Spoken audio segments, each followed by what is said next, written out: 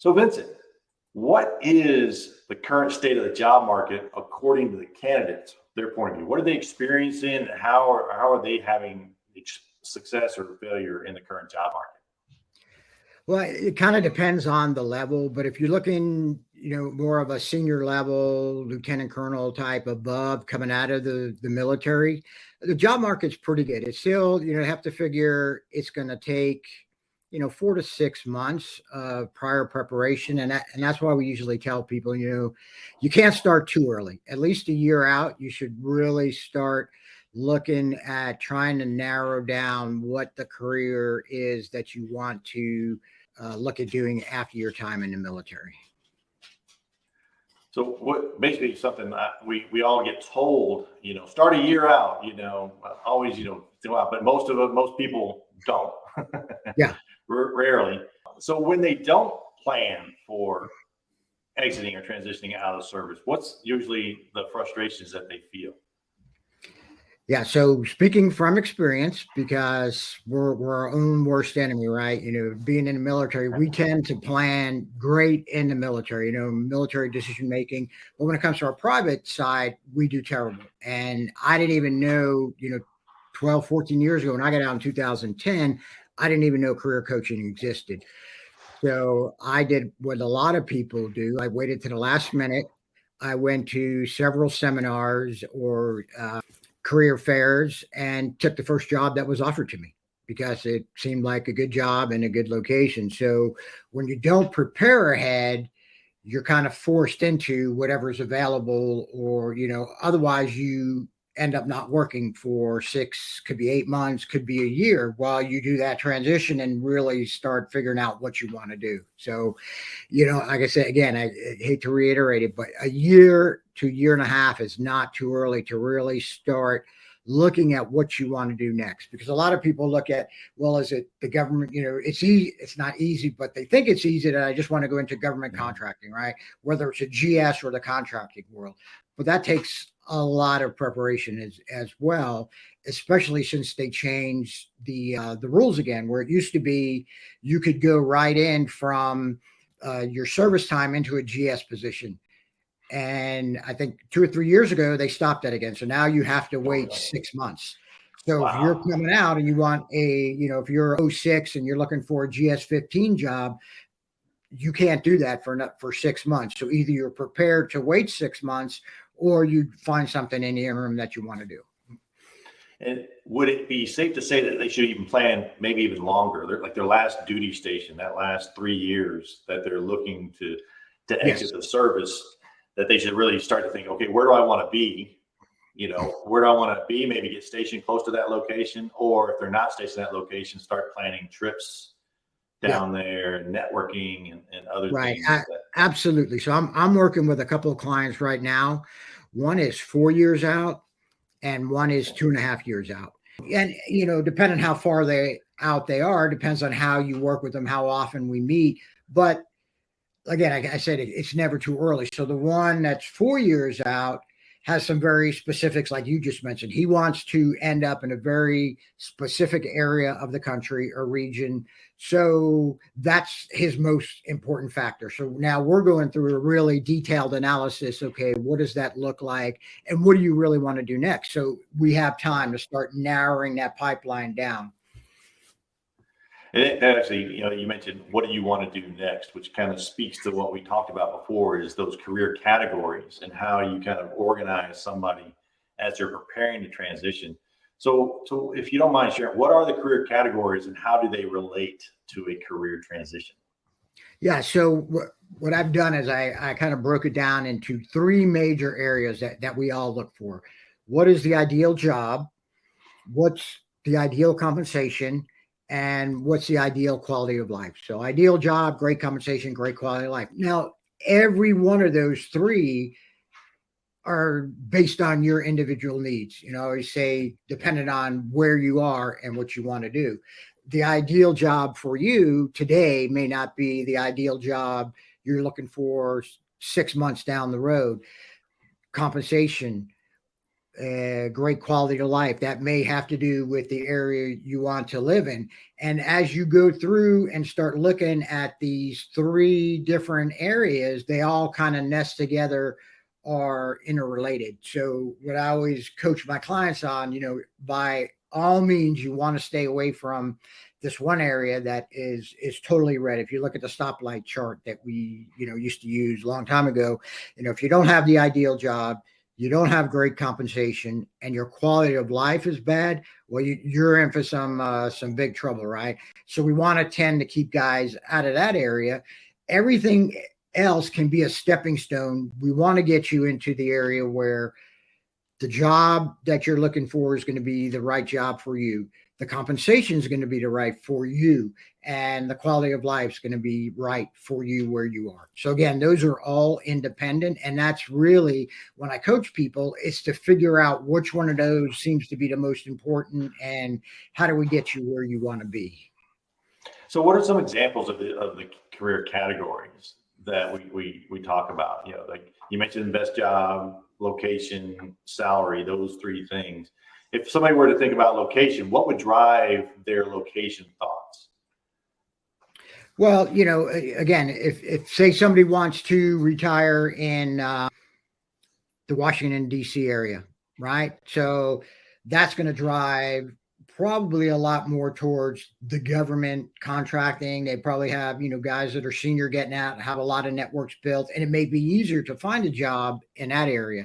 Then they have to start looking at, okay, I want to live there, but do I want to live in DC? I want to live out maybe, towards Alexandria. Well, the cost of living is going to be a lot higher. So you really now need to start looking at, okay, maybe a different level job. So, coming out as a colonel, you may start looking at SES position, which you'd be qualified to go ahead and try for. So, depending on which one of those areas that you really hone in on, then we can really start focusing everything else.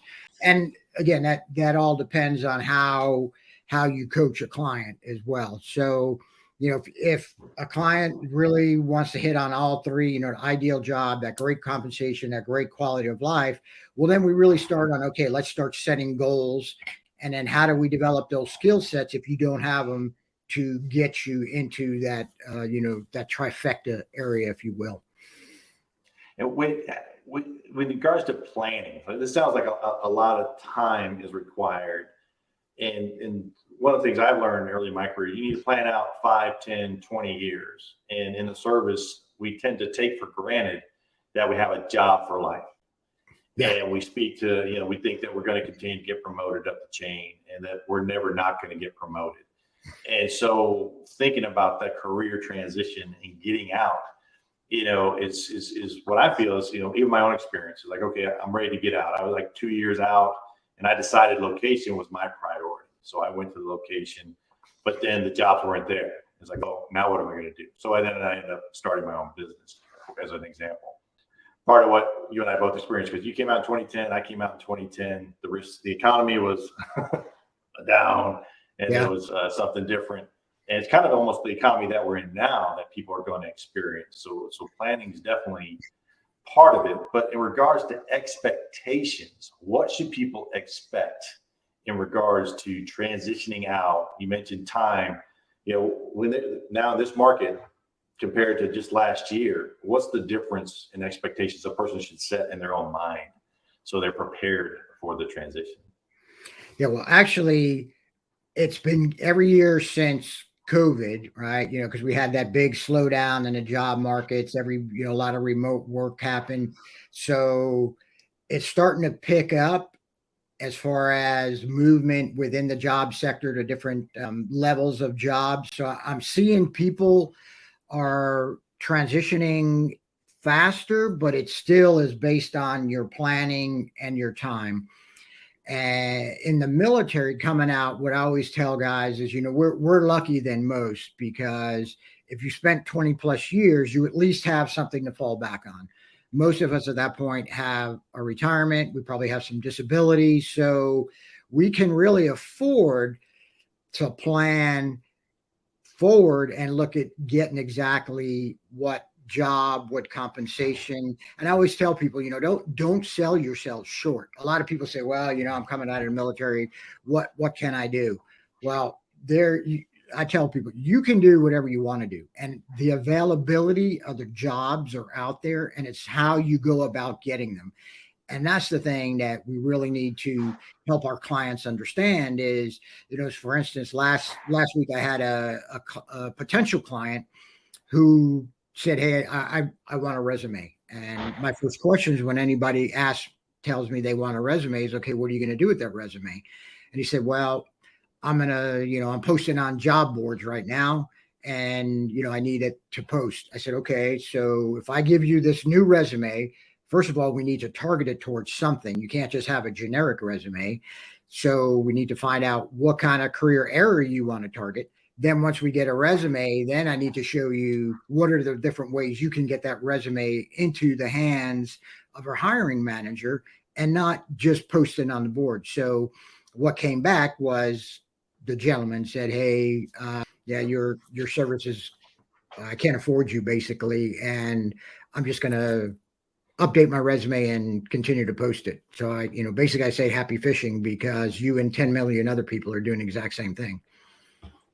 That makes a lot of sense. I'm just going to post on job boards and hope that I get a job. And they really don't understand how this job process works. We are those that are job searching. The other half is the employers looking for people. That there's a, like you said, I'm glad you used the word fishing. There's a big ocean between the two, right? Yeah. And the employers are fishing for fish and the employees are fishing for jobs. That's a great analogy. The employees want the right candidates. I mean, they're looking for the right people. So if you don't present yourself in that light, and I don't like to tell people you got to sell yourself, but you have to present yourself in the right way. So if you're a senior leader and you want to get into marketing, well, even in the military, we've done a lot of marketing, right? We market ourselves our whole career. So we just need to capture that on your resume and look at some specific jobs, and then everything gets nested from there. And as long as we do that, then when you meet with either it's a recruiter or you get right to the hiring manager, they're going to see, hey, this guy knows what he's doing. I call it, hey, we want you to eliminate the competition.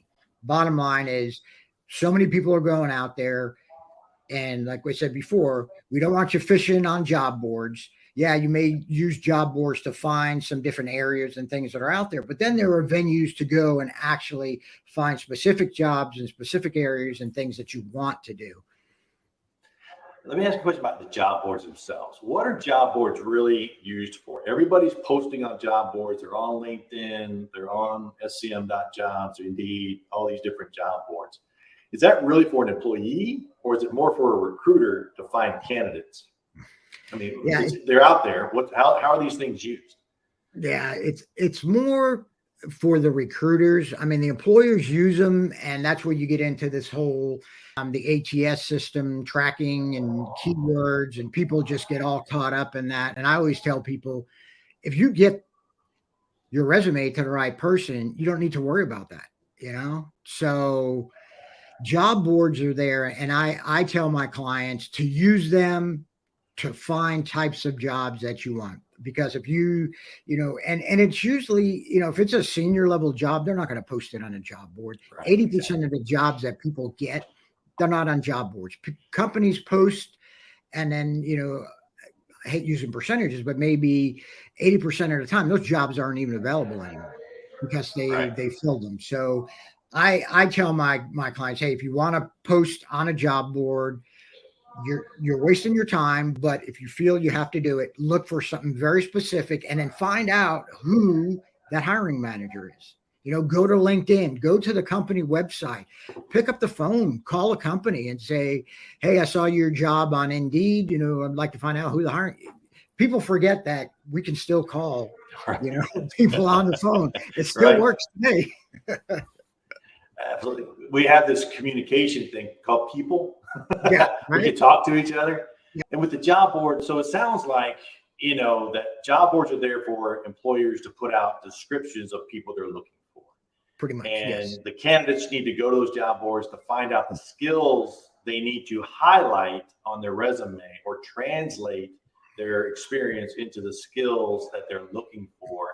So these folks can match up and I think then take this step you're talking about, reach out, call, and make a personal connection to skip the job board. Yeah, exactly. And LinkedIn is great for that, for making, connections, using your network, using your alumni network, whatever college you went to.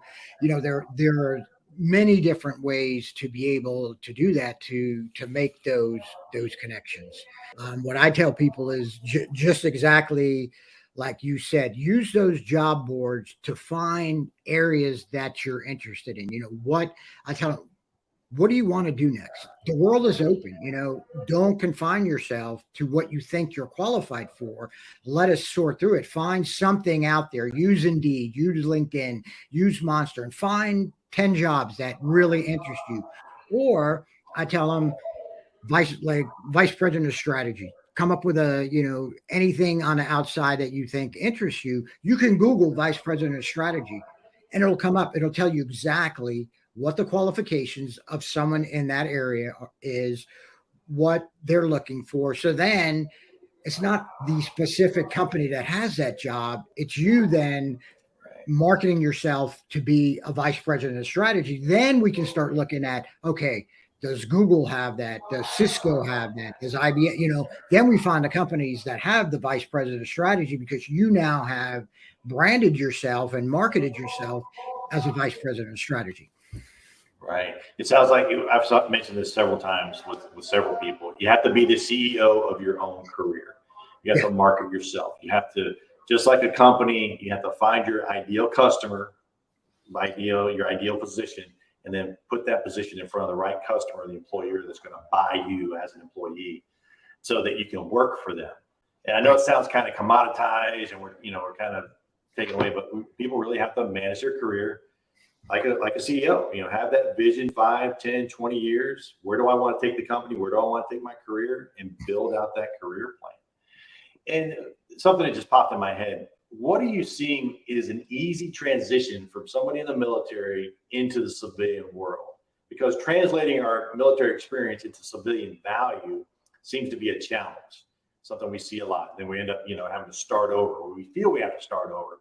Is there an easy way to transition from, let's say, the infantry to a civilian world that may not be police officer or security, which would be that's where most of them fall, but they want to go into marketing, or supply chain is obviously a good logistics to supply chain. How is it easy for a transitioning individual to find a new career that mirrors their military career?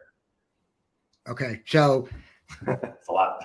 Yeah. Sorry. So really what you're saying was it really didn't mirror their career. So if you have a guy coming out of the infantry, wants to get into marketing, right? Right. So then what we need to do is, again, needs to find several marketing jobs that he's interested in. Some of them may be, here's a bottom line qualification. You have to have a bachelor's degree in business, or you have to have a master's. Those are things that you either have or you don't.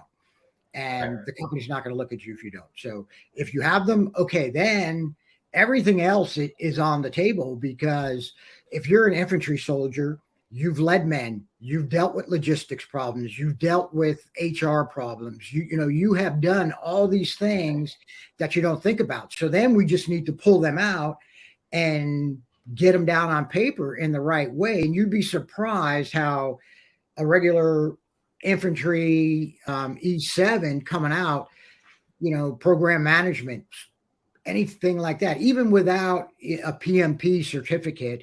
A lot of guys come out and say, hey, do I need to get a PMP? I'm like, no, not unless the job actually says you need it. You've done project management your whole career. It's all about planning and laying things out. So if you want to get into, and you really like that, then I would say, yes, get a PMP certificate. But otherwise, hey, that's just one area. We got to take all your leadership capabilities. Like I said, human resources.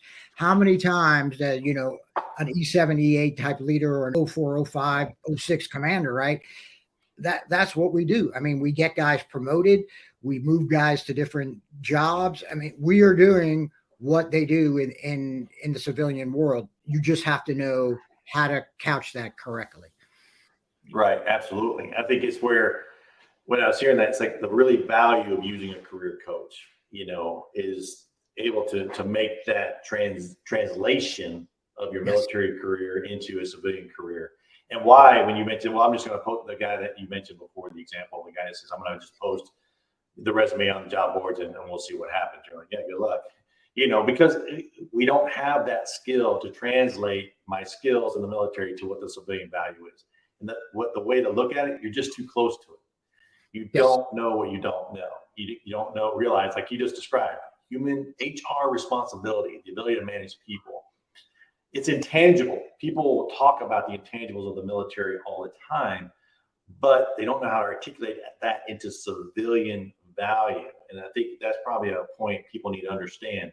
Your experience and intangibles in the military need to be translated into civilian value, because when a company's hiring you, they're hiring you at $1 for an ROI, right? So I'm going to spend, $75,000, $100,000 a year on you, and I expect to generate at least 200,000, if not 2 million, because you work for my company.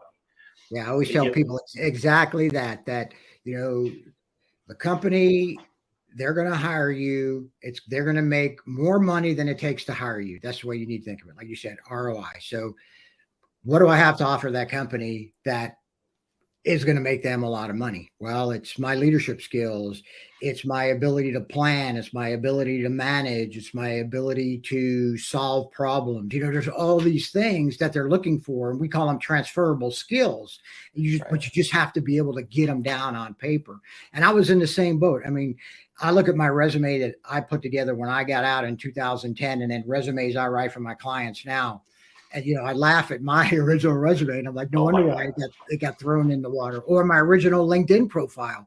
So when I read somebody's LinkedIn profile, not just in the military, but even on, senior executive, demonstrated history of doing blah, blah, blah. And I'm like, yeah, well, of course you have a demonstrated history of excellence. And that's not what somebody wants to see. They want to see how you got there. So with LinkedIn, for instance, it needs to tell the story of how you got to where you are and what you're going to do for that company later. And I think the story is what they learn the value from. You tell the story by showing your experience, and it demonstrates your thought process, your ability to analyze and move and accomplish goals. Exactly. And so the story is very important, not so much the quantitative things, which are important, the results you've achieved, but then it's the story of how you got there that allows a person or an employer to translate, okay, my experience was the job market or the business industry that I've been in, and that's been my war, my battle for my entire career. Now I see how you did that in your military, so I see an ability to connect the dots on how we work together. Yeah, and it's a process, and I tell people that it. Just like in the military, you got to think of it. It is a process on how you get from transitioning to the day you sign the compensation paper to get that job, and it all has to start with, what do you want to do? What are your goals? What are your values? That's what I do with the clients. It's kind of a lot of maybe soul searching at first. You don't limit, I tell you, don't limit yourself. What do you want to do? You can do anything. So just let's find what you want to do, and then we'll see if you can do it. And 9 times out of 10, you can. We just need to then find those jobs. Then we pull out those key qualifications. From there, then we can write your achievements that you've done, because everybody's done some great things. We just have to write them the right way. And then once that, then from there, then we come out with the stories, like you said. Okay, so when you're in an interview and they say, well, tell me about a time that you solved a complex problem that was able to bring 2 different organizations together. You go, man, boom, I did that, So yeah. And that's what career coaches do. They help you define all these things that you don't know and put them down in a formatted manner to get you from A to B. It's you don't know what you don't know, right? And that's what we always say.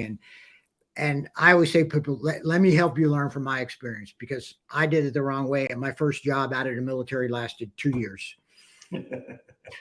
That's it. Yeah, that we all. You mentioned something.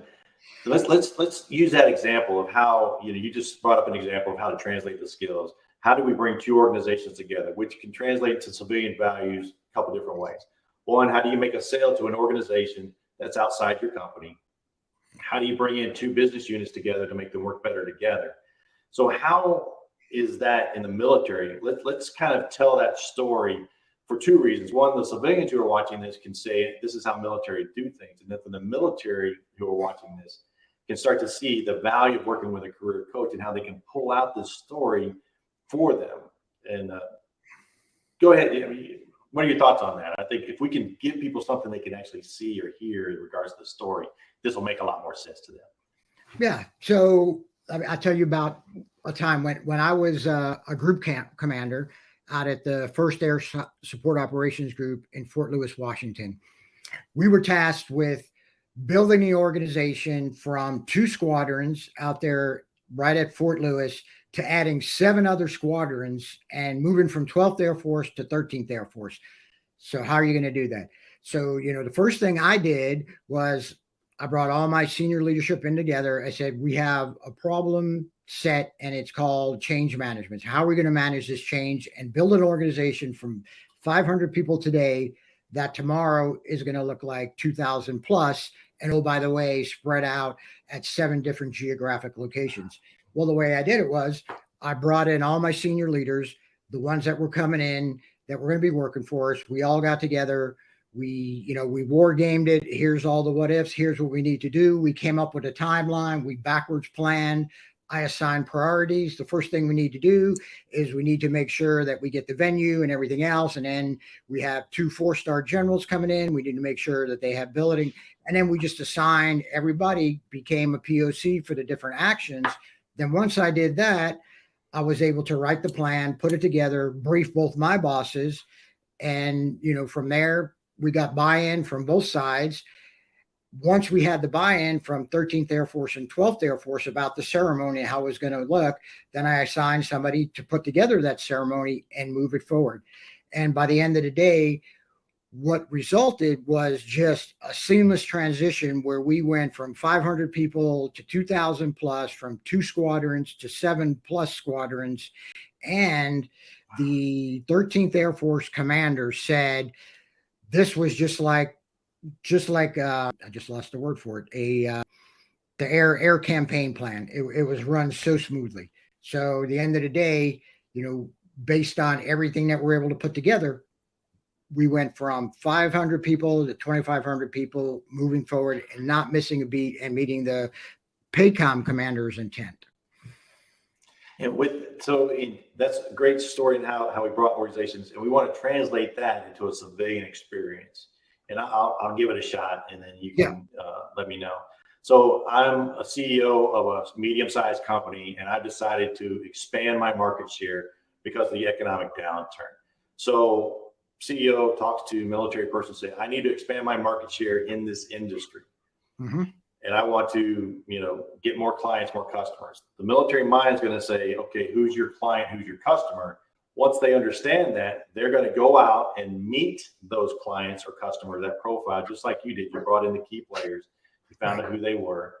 You start to have the meetings, start to understand their needs and translate those needs into what your company can do for them. And you start putting together meetings to demonstrate the value, and ultimately results in a sale, or in your case, results in a command coming together to grow from 500 or 1,500 people to over 2,000 people in a matter of months. Did I kind of nail it right there? What do you think? Yeah, definitely. So, the key pieces are, what are your planning skills? What's your ability to cross collaborate? Your leadership abilities. And I always tell people say, well, one of my key qualifications are leadership. Well, there are many different kinds of leadership, right? There's leading people, there's leading organizations. So one of the ones I really like, and right there would be what we call transformational leadership. Mm-hmm. So what you just did was, okay, I'm bringing in two companies, bringing them together. I need to transform that company into something it wasn't today. The way I'm going to do that is by bringing in the CEO of this company, the CEO of this company. We're going to sit down. We're going to talk through what are your needs? What are your needs? Okay. And once we get that, here's what the company is going to need to look like 3 years down the road, 5 years down the road, 10 years down the road. How are we going to get there? Okay. Now we start brainstorming from there. And I think a key part of this that civilians need to understand, as a CEO, as a president, as an owner of a company, your job is to provide clear mission and clear vision for what you want that company to look like. And then a military person can grab those two elements and achieve success. And they will drive through whatever obstacles are in their way to achieve the result you want. So, and I've experienced this where I was hired and worked for a company.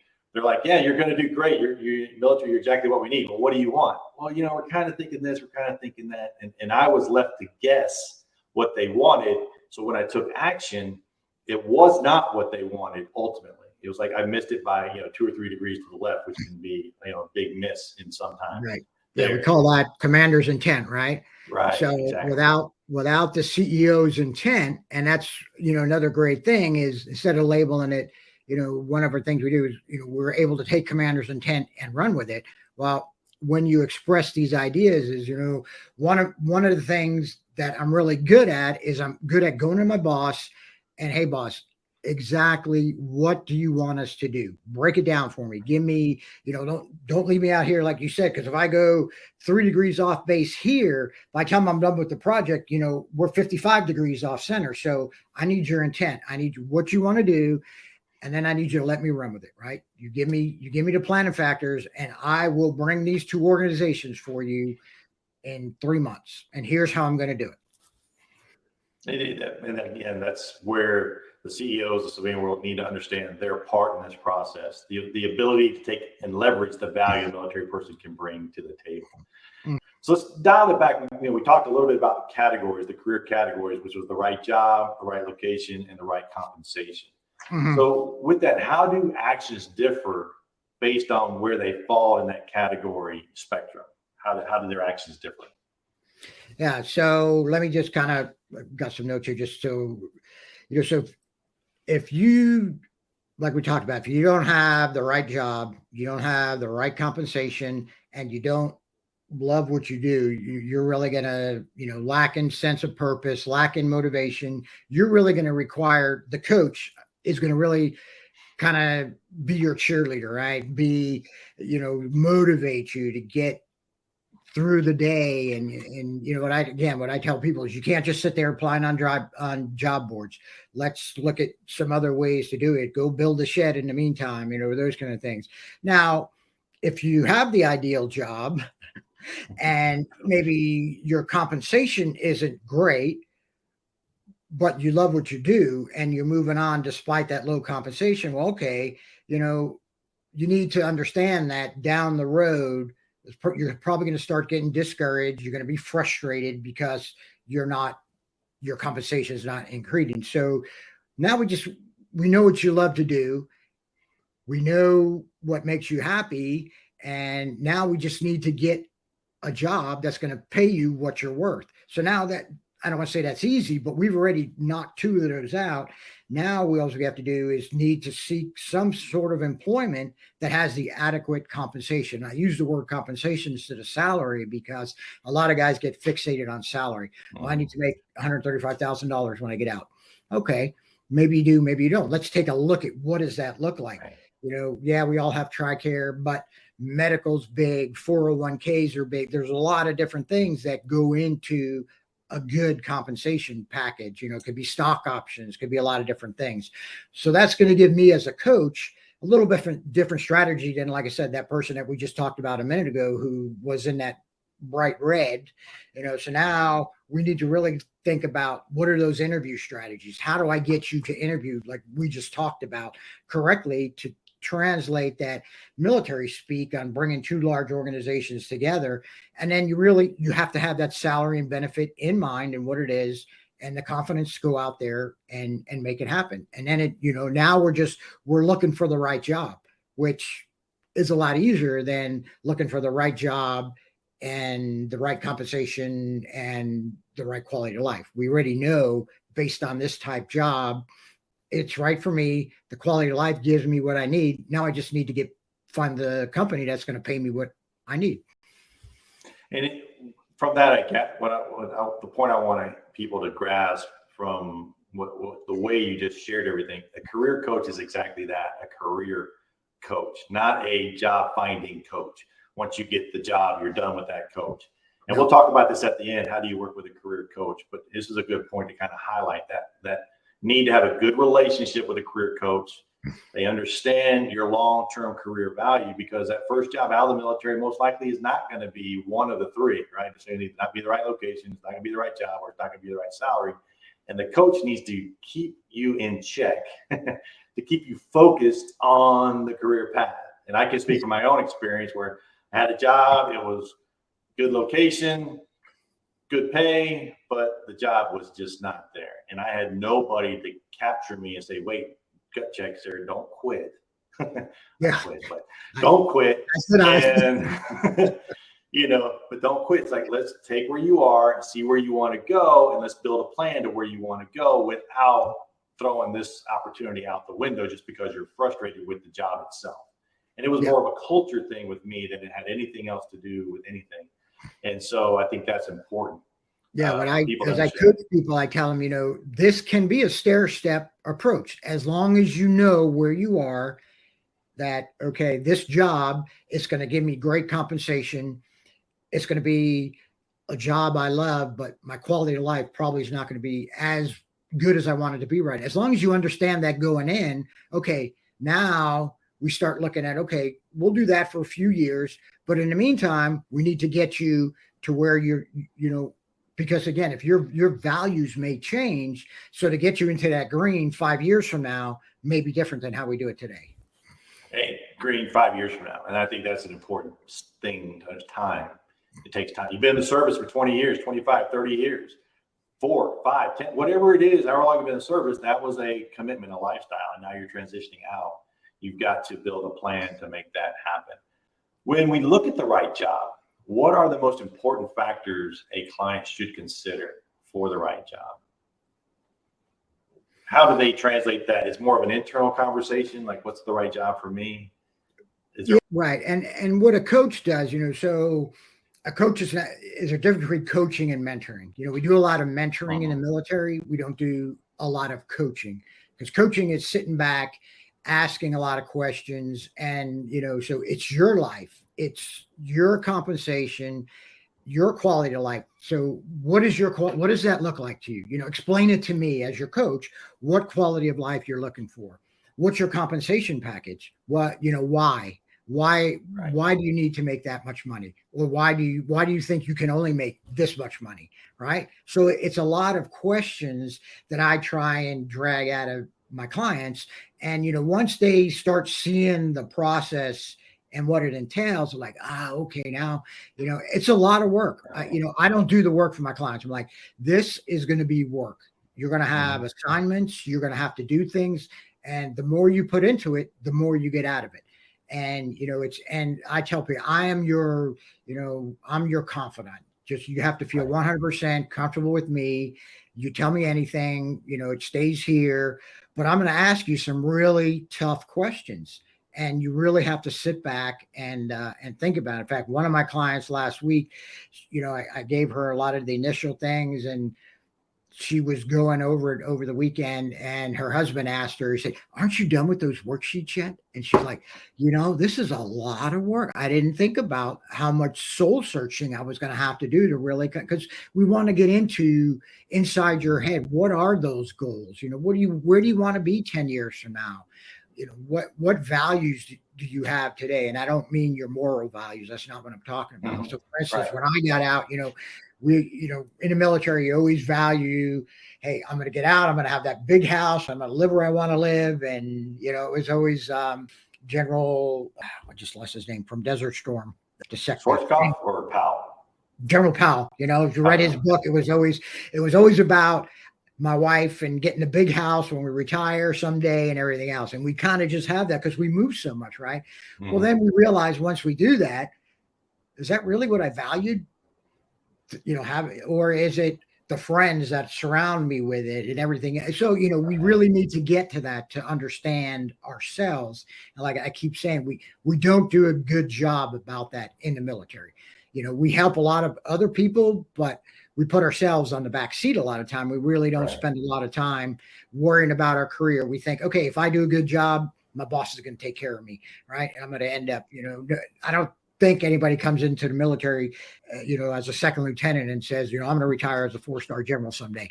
I don't think so. However, you may have goals like I did when I came in. It was like, I want to be a squadron commander because I think being a squadron commander, I'm going to be able to really take care of people. Anything above that is gravy.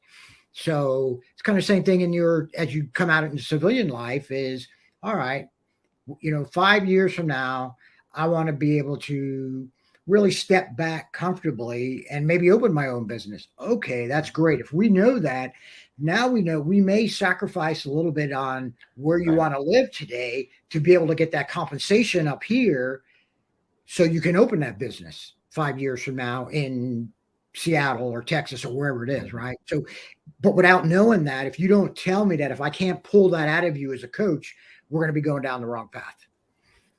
And then just 5 years later, and you want to open a business and you don't have the means, the funds, the time, or any number of things, that doesn't put you in that position. And one of the things you brought up several times was money, compensation. How do we determine what the right compensation is for them? I think this is a reason I bring this up. You mentioned the big house, the money, the time, all these different things, is that you're going to invest time to get this result. We think it's a money-driven result, but what I tell my kids, for example, it's like, what lifestyle do you want? One said, I want to live in a van and surf. I said, okay, how do you pay for that? Yeah. I need to wash dishes. Okay, well, you now have your compensation to wash dishes so you can go in the van and surf wherever you want. You made a decision. The result was washing dishes, and now you have the freedom you want, but you don't have the money you need for a big house. So when you talk to someone about compensation, how do you really dig into that? How do you pull that stuff out for them? Yeah. So again, it goes back to, first of all, what does that look like for you? And you got to realize that, with more compensation comes a lot more responsibility. Not that you're going to work a lot harder, because we all work hard, but that responsibility is going to take its toll in other areas. So, if you want to be the CEO of such and such a company or a nonprofit, think about the hours, think about the travel, think about all these things. Now, if that's something you're comfortable with, okay, same thing. I tell my son, my 27-year-old, who was like, well, I just want to travel the world. I'm like, huh, that's great. How are you going to do that? Well, I'm going to get a job. Well, okay, what kind of job are you going to get? What's going to give you the money to do it? And, so if, again, going back to, let's say you're an 06 coming out and, you, like I said, you've got your retirement, you probably have some disability, and then you're looking at, 10 years from now, I just want to retire completely.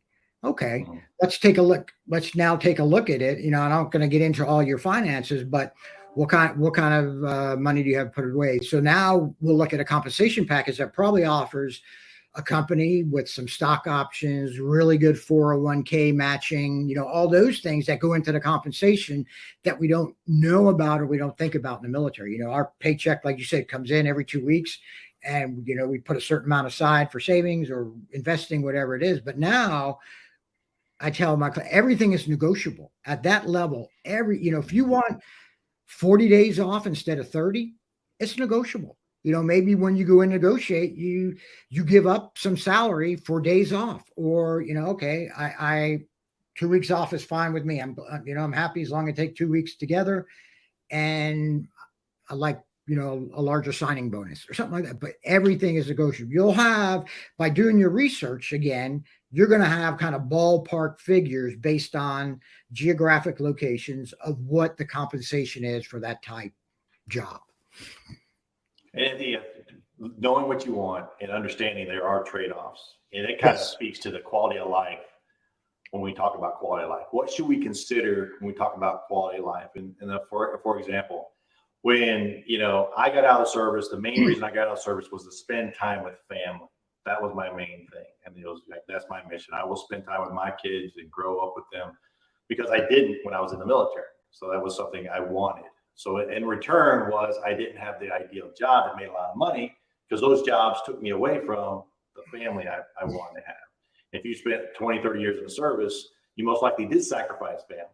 So if you're going to go be a CEO of a nonprofit or something, you're going to continue to sacrifice family, right? So when you think about quality of life, when you're talking to clients about quality of life, what are the things they should consider? Yeah. So the first is they need to understand and look at what is that quality of life for them that they're looking for, right? Because, after, like you said, 20 or 30 years in the military, your kids may be all gone. So maybe they're spread out at 3 different locations in the US. So now that quality of life you want is to be able to travel. You want the flexibility with a job to travel. Okay, so now we're going to start looking at some remote possibilities, or maybe into marketing or sales where you get to travel as part of your job that can get you to different parts of the country. Or, like I said, remote work has become really big. So there are a lot of different remote areas where you can work from anywhere. Like I said, my career coaching business is totally remote. I live here in Southern Italy, and I make myself available during certain times for clients on the West Coast, the East Coast, Central Time. I have some clients over in the Middle East. So it depends, but that quality of life, you have to figure out what it is. Like you said, if it's, I still have kids and they're going to be a senior in high school next year, I need to have a job that's going to allow me to get time off to go to all my son's football games. Okay, well, you're probably not looking for a CEO job then right now.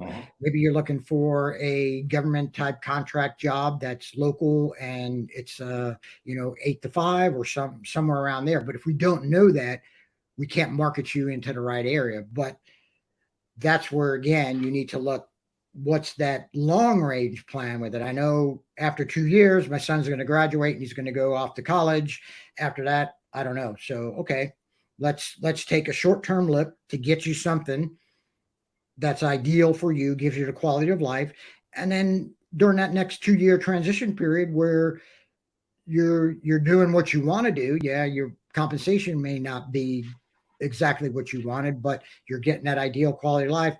Then once that happens, okay, what's that next step? What's that transition look like, that stair-step approach? It just sounds like, just knowing what you want, having that deep conversation about quality of life and really defining what that is, and not listening to the media or even the transition folks coming out of service and that are on the base saying you need to get a good job. It's like, well, let's really dig into what do you really, really want? What's valuable? As you mentioned, value several times. Yeah. What does it mean? And what is a good job, right? Yeah. I mean, right. Like I said, what's good to you may not be good to me. What was good for me 4 years ago was working in Abu Dhabi as a senior military advisor, making a lot of money. That was good for me because it got me to what I wanted to do, was become a career coach on my own schedule, my own time, living here in Southern Italy and getting to spend time with my 7 grandkids. That's, so I did do a little bit of good planning after I made several mistakes, but again, what was good for me 6 years ago isn't what's good for me today. So again, we keep going back to it's a two-way street between that coach. And I always tell people, you're interviewing that coach when you meet with them first time, just like there are clients that have come to me and then I don't take them. I say, thanks, but I just don't think we're the right fit because whatever the reason is. Same thing with a coach. You're interviewing a coach just like you interview a company when you sit down to join a company. And you may not like my style, and that's okay. You may like somebody else's style. It just depends. But you have to deal with somebody who you feel very comfortable with, who can translate those skills for you and is able to pull exactly out of you what you want to do and be able to help you narrow that down. And I would offer for somebody who made the comment someone made earlier to you, well, you cost too much. I'm going to just post my job on where it's like, well, how much is too much? How much time are you willing to waste not getting the results you want to, by not using a career coach. And I bring that up, and you just mentioned, you may not be the good fit for anyone who's watching this. So you need to have the interview both ways, looking for that good relationship at the value you're trying to achieve. If you want to get a $125,000 job after the service, for example, how much are you willing to invest? Well, let's just step back. How much are you willing to invest? If I have $100, if I invest $100 and I make 1,000, that's 10 times my return. Is it worth $100? Vice versa. If I'm looking for 125,000, am I willing to invest 10,000 to make 125,000? Not knowing the rates of all the different career coaches who may be out there. It's just an example of an investment with your ROI. And the most expensive part of your ROI is time. How much time are you willing to waste not getting the results you want by not working with a career coach? Yeah. And with guys coming out that really don't know how the transition works in the civilian job market, or the people that I deal with that have been civilians and are switching jobs, and and I ask them, what are you doing? Well, I'm doing, is that working? No. Well, stop doing it. Why do you continue to spend 5 hours a day posting your resume if you haven't got one call, right? So, yeah. Well, we got a few more minutes. I want to wrap up with a couple of action items. What actions should someone take right now, if they're transitioning out? What should they take? And I would say that's a two-part question. At what point in their career, and we talked about this earlier, how far out should they start planning? And then what actions should they take right now to start having a positive transition out of the service? Yeah. So, if at least I say 18 months, start 18 months out, start thinking about where are the areas I want to be? What are my goals? What are my values? What do I want to do next? And, just start kind of finding out what's out there. Start building your network. Do what we call informational interviews. Find some people in your network on LinkedIn and just reach out to them and say, hey, I know you're in the marketing area. It seems like from your, it looks like you're kind of specialty niche. And I've been thinking about getting into marketing. Do you mind if we set up a 15-minute call? I can just pick your brain a little bit. I always tell people, make it about the person that you want to talk to, because people like talking about themselves. They do. So, if I'd say, hey, you're an expert in this career field, right away, you're like, yes, I am an expert. So let me tell you, right? But as opposed to, hey, I'm looking for a job, and I think that marketing may be a job that's going to pay me a lot of money. So are you willing to spend 15 minutes talking to me? I'm probably going to go, yeah, not so much, right? So it goes back to that value. You always want to present value to somebody, whether it's just an informational interview or reaching out on LinkedIn. Like I said, if I get a generic request on LinkedIn, the thing that just says, I want to connect with you on LinkedIn, unless it's a veteran or somebody I know, I disregard it. And if it's a veteran, then I write them and say, hey, always include a personal note that shows some value. Why do you want to connect with me? What value is it to me, right? So, hey, I want to connect with you because in the next year, I'm going to be transitioning, and I noticed you're in the logistics field. I've done a lot of work in the logistics field in the military, and I really want to find more out about it. And I really like what you're doing with your company. Boom. That's it. Now you make that connection and you just set up a time to chat. Now you start finding, oh, he works for Amazon Logistics. I used to do, okay, now you start building that network. Then they say, hey, I know so-and-so, right? So that's how you do it. So, the more you can build that network around what you're looking at doing next, the better off you'll be. Yeah, I think you did. I've talked about the informational interview with other career coaches, and that's like, well, what is that? How do you do it? And you describe perfectly how to do it. Reach out to somebody on LinkedIn, explain you're getting ready to transition. You're interested in a career in X industry. Do you have 15 minutes to help me transition out of service? The value is that person gets to feel like they contribute to the service, people transitioning out, and they get to talk about themselves. Like you said, who doesn't love to talk about themselves? Yeah, right. Yep. And the other thing I would mention is that beware of the media during this volatile economic time where they're going to start talking about unemployment and there are no jobs. What they're really talking about is unemployment is that people don't want to work. Yeah. Not that there are no jobs, because there's all kinds of jobs. You can just go on LinkedIn, ZipRecruiter, SCM.Jobs, all these different ones. You can see lists of thousands of jobs that are available for the right people that want those jobs, meaning there's opportunities. but knowing you want to land where you want to land, it's important to have that plan, which is why you want to work with a career coach. So that leads me to my last question is, how does a career coach help a person during the career transition? We talked about that a lot, but just if you could probably summarize it in maybe 1, 2, or 3 bullets, talk specifically how a career coach, what should someone look for in a career coach, and what should they expect from a career coach? Okay. The first thing to look is someone that you're comfortable with when you talk with them. And I always do all my first interviews with Zoom, because I like to see people. I like to get their expressions, just a better feel. Right off the bat, you're going to know, okay, are we going to be a good fit? And then have that career coach. Okay, what does your program look like? Like, I don't have any bronze, gold, silver. Everything I do is custom tailored. So I talk to you, and then, all right, now I know what you're looking for. Now I can put together a proposal. Then I'll send you the proposal. Not every coach works the same way. Some have everything on their website. That's okay too. Just know what you're getting into. Look for somebody who is going to be there for you, is going to listen, is going to be your confidant, and has some sort of certifications.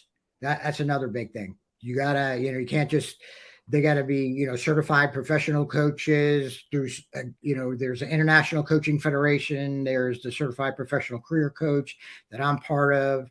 Then there are people who are just resume writers. You get somebody who does it all. They can take you from A to Z and, follow along with you. So, that's kind of the big areas to look for. Look for somebody who is really going to be looking out for your best interest, and being positive. That you hit the nail on the head there. Yeah, you're going to listen to all these things that, it's going to take you 12 months to get a job, and you're not going to get paid what you're worth, and there are no jobs out there for senior executives, and it's so hard. Yeah, I always say, let everybody else think about that, right? Let's put together a very detailed plan on how you're going to get to where you want to go. But if you don't know where you want to go, you'll never get there. So that's the first thing we got to decide. Yeah, I think a couple things. Certification means a person's met a standard. Anyone can be a career coach who says, Yes. they slap up career coach. I'm a career coach.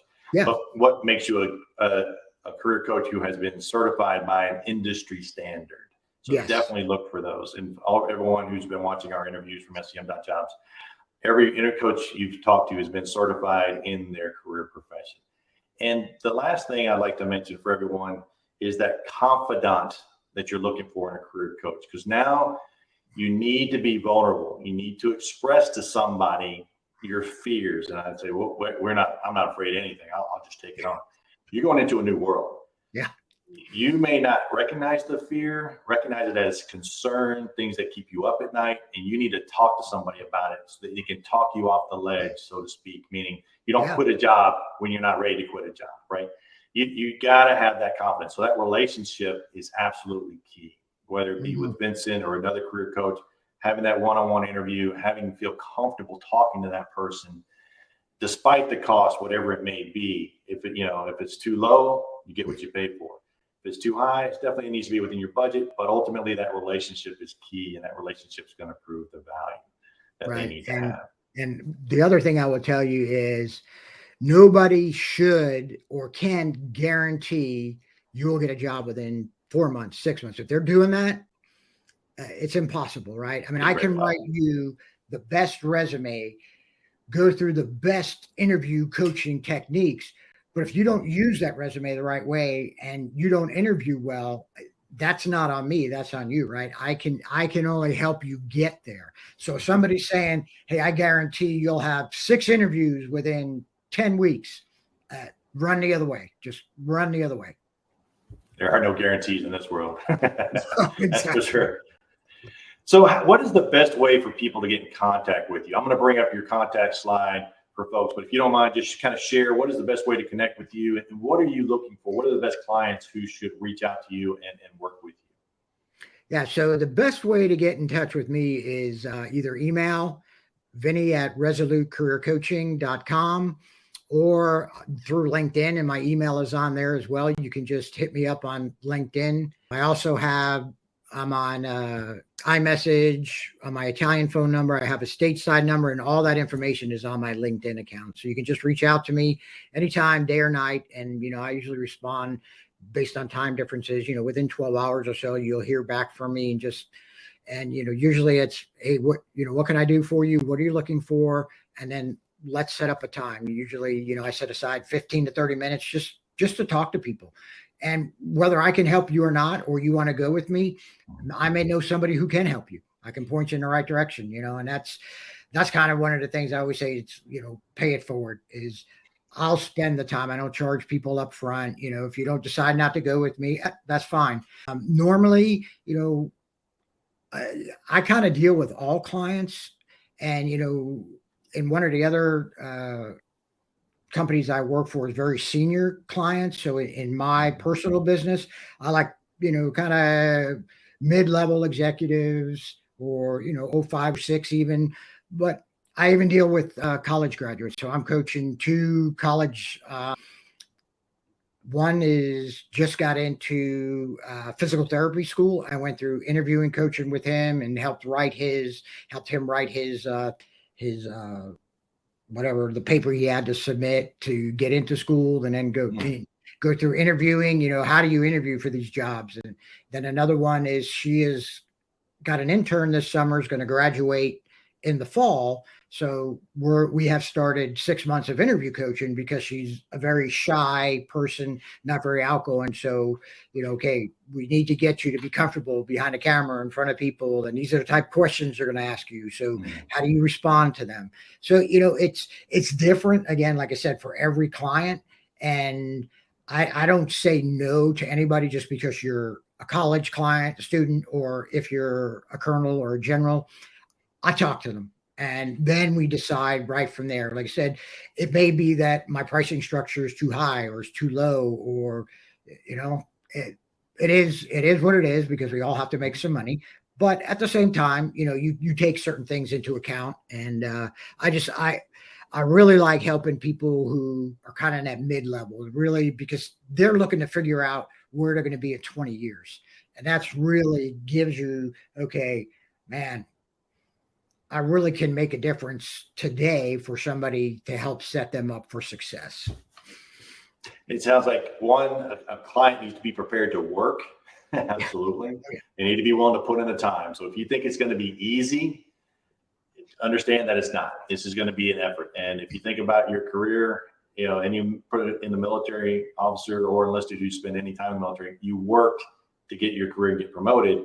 Same thing there. And then to translate mid-career, I would say, and correct me if I'm wrong, senior captain who's gone maybe their second tour to major, is that kind of there? Or in the civilian world, a manager who may have 5 to 10 direct reports and is looking to move up the chain into director and vice president. Is that about right? Yep. Yeah, especially you hit it right on the head on both, especially in the military, where you kind of hit that fine line where we did, okay, should I stay or should I go, right? Because once you cross that line, now, if you're 15 years and you get out, yeah, you better be getting out and have a really good plan. When I was a commander, and I had even, all my airmen PJs, if they were going to get out, the first thing they had to do is they had to present a plan to me. Okay, what are you going to do? I'm not just going to sign your paperwork and put you on the street. Are you going to school? You're going to get your education. Do you have a job? You look out for people. So it's the same thing. Somebody at that 10-year point is really at a vulnerable point in their life. They're deciding, is the military the right career for me? Or I have still time now where I can grow a civilian career and be very productive. So, to help people think through that is really, really a good exercise on both parts. I enjoy it.